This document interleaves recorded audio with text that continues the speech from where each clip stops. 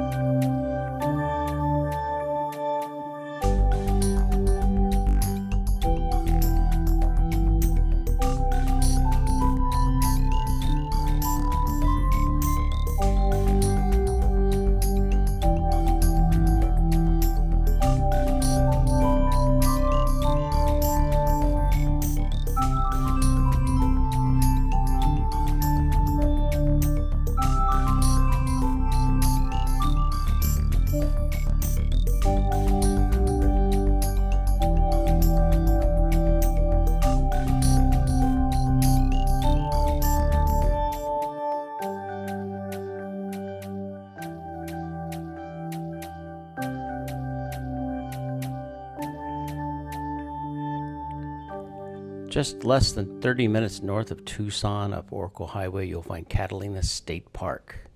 We're going to be going into Campground A here in just a minute. And at about 2,600 feet, this is a great campground if you want to come visit Tucson area in the spring, winter, or fall. Summertimes can be iffy, just depends on the what the weather is like in Tucson. Usually late June, July, August, and September will be a little on the warm side. There is power, so if you do come here, there are hookups so you can turn your air conditioners on. But the best time, of course, is the fall, spring, the winter. It can get cold in the wintertime. We've been up here before in the past when it's been in the low 30s, so don't be surprised if you get in the 20s and 30s at night. Once in a while, Tucson might even get snow. Nice wide spots with a selection of pull-through, as you can see, pull-through campsites and back-in campsites. 30 amp, 50 amp hookups. They have a dump station and water. And all sites in this area are paved and level, so that's nice too. There are some really nice long sites available if you need lots of room. As you can see, there are some long fifth wheels in there. And we're just going to be backing into our spot here in just a second and show you around. Took the week off right before Thanksgiving to come up and see my dad and have a little early Thanksgiving with him. Do a little bike riding, bring the dogs, do a little hiking, walking, just relaxing. Watch, I'll show you around. Here we go. Nice. Very pretty. Everything's really well spaced out, level. You got water and electricity.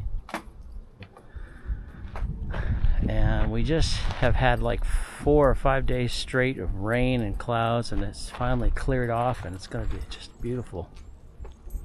There's the Catalina Mountains. Let me back up a little bit so I can show them to you. Oh, it is so pretty. We'll get some more views, but you can kind of see them right there. The backside of the Catalinas.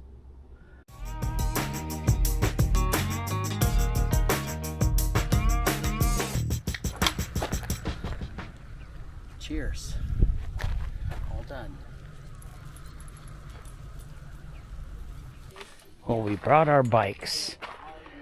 These are, for those of you that know bikes, you probably know what these are. These are electric bikes. And these are actually the first of the XP series they did about 2020. But I bought these back in 2020, right at the end of COVID, so that we had something to do, ride around and get out and enjoy the beautiful weather in the wintertime. But these are a little heavier. They got newer ones that they make that are lighter than these. These are the big fat tire bikes. They have the fat tires, the 3-inch fat tires. And we just love these. Now, those of you that have these, something I'll tell you right now. The only thing about these is the batteries. I've put 2 new batteries in each one of them, and they run about $250, $300 each. A little tip: if you ever get one of these bikes, don't leave your batteries out in the garage in the summertime. At least not in Arizona. That was the mistake I made, and left them at full charge. And the heat and the full charge is not good for them. So if you're not going to use them when it's hot, or not going to use them when it's really, really cold, pull the batteries out, leave it about 80% charge. Just pull the batteries out and set it in your house, and don't use the batteries, and don't put them back in until you're ready to use the bike again. Don't leave them in the bike in the garage. Otherwise the batteries will eventually go bad. But otherwise, mine's got about 500 miles and Tammy's has about 275 miles. Patch is like trying to see everything that's going on. That's just such a preview. We were here about 10 years ago, maybe 9 years ago, and we had a trailer. But I'm not sure if we were in this loop or the other. There's a B loop and this is the A loop. I want to say we were in the other loop, the B loop, which is up a little farther north of us here. Where those clouds are right there, that's the mountain limit up there. That's about 8,000 feet. It actually may be a little more than 8,000, and there's snow up there. You can't really see it because the clouds are kind of obscuring it, but there's some snow up there. We just had rain the last 5 days, off and on, cold weather. But today it's really going to be nice. I hear a doggy. What's up, Patch? So I can live out of it. You having fun? Yeah. Tammy's got both. She's got Patch and Sam. Oh my. Lions and tigers and bears. I saw that, Patch.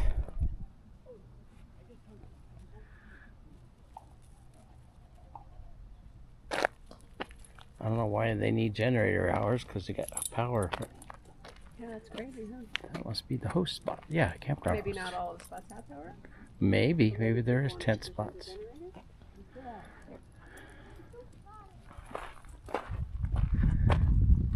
Certain times of the day, there's one up there that looks like an eagle's head. I think that's it right there, or a bird's head. Do you remember that? Don't let Sam step on that cactus or Patch. Oh, he just missed. Check it out. That's one gnarly saguaro. We just discovered these trails back here, so we're kind of investigating. We won't go far. We can do more later. Yeah. This is where the trail we were on that last time we were here. I'm pretty sure I remember that saguaro. Hello, Sam. You can go right or left here. Your choice. Patch is like, I'll choose. Yeah. Let me choose. Patch decided to go left. So that's the way we're going. But you can see the campgrounds right over there, so we're not that far away.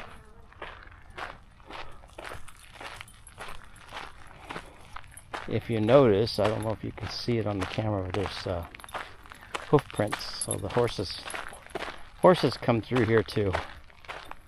And probably bikes. I can bring the bikes on this track. It's nice and quiet back here. Come on, Sam.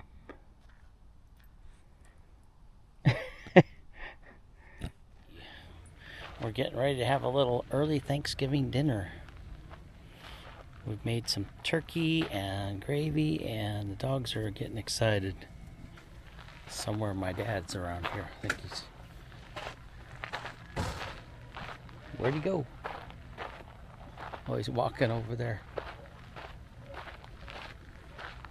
Oh, my dad's over there. You about ready? Yep. All right. I'll call Grandpa over here.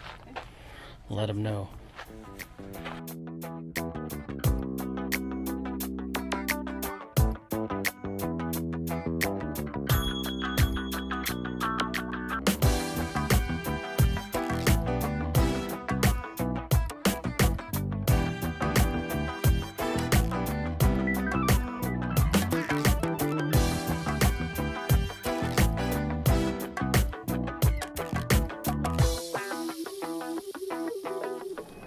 Oh. I'm gonna take the bridle trail.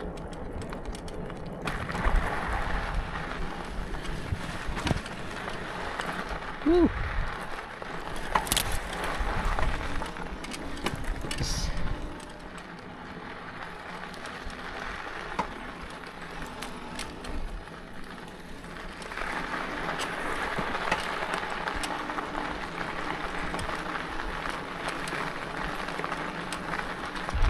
Let's see what's on this part of the trail. I haven't been this way.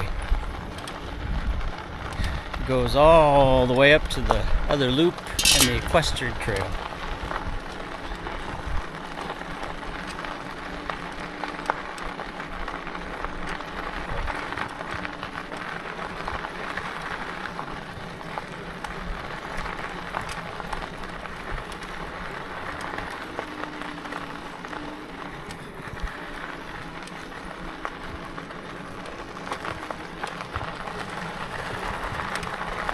Oh, there's another trail goes off that way.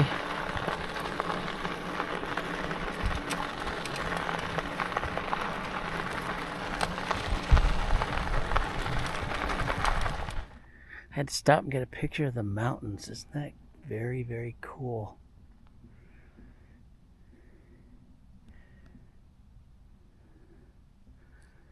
Mount Lemon. And I might have said it was about 8,000 feet, but actually Mount Lemon is 9,000, a little over 9,000 feet. And then some of these peaks here are actually a little over 6,000, between 5,000 and 6,000 feet. And I saw on my map this is called Push Ridge. And from here at Catalina Park are trails that actually go up through that canyon right there. There's a canyon that goes up through there and then goes over. And it's about a 15-mile, 20-mile trail. It goes from here through the canyon and up the hill on the other side of the mountain, all the way up to Mount Lemon. And I think it's about a 15, 20-mile trail. It's just a beautiful time of night to be out here. Or afternoon, actually. And it's starting to cool down. So I wanted to get out and do a quick bike ride. I'm going to keep going that way and see what's over there. So let's see what's over this way.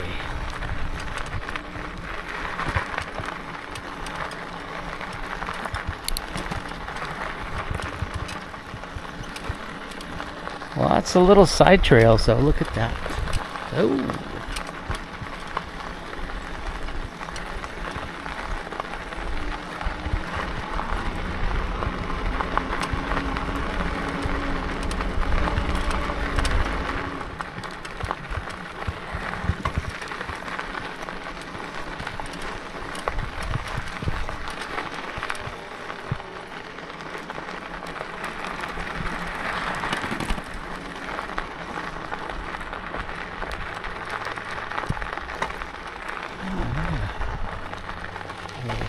picnic area.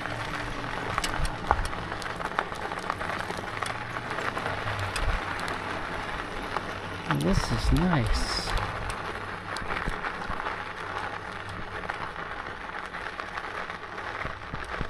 The bridle trail.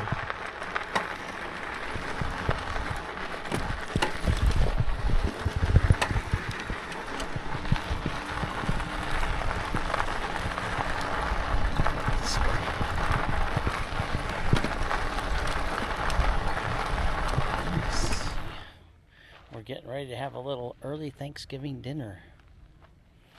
We've made some turkey and gravy, and the dogs are getting excited.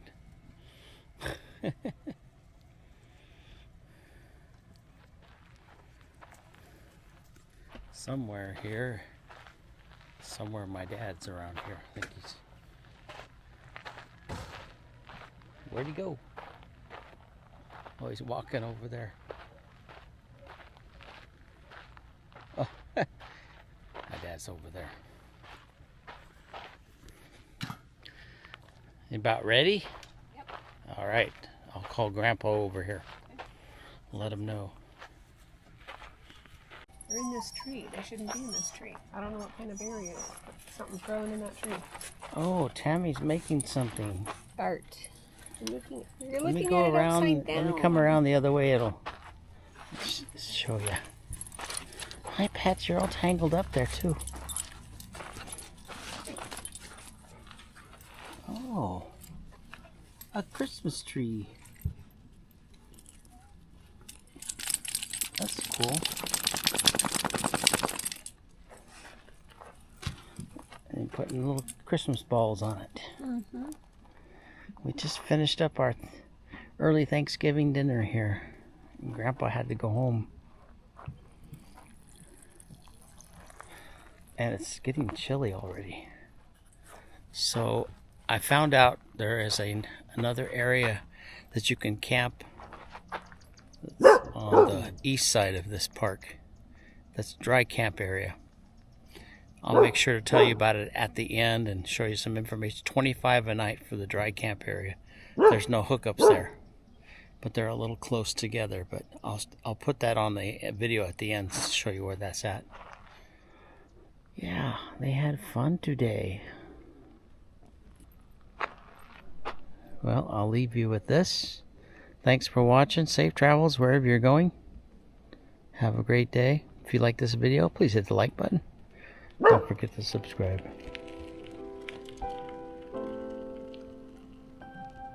Catch you on the next one.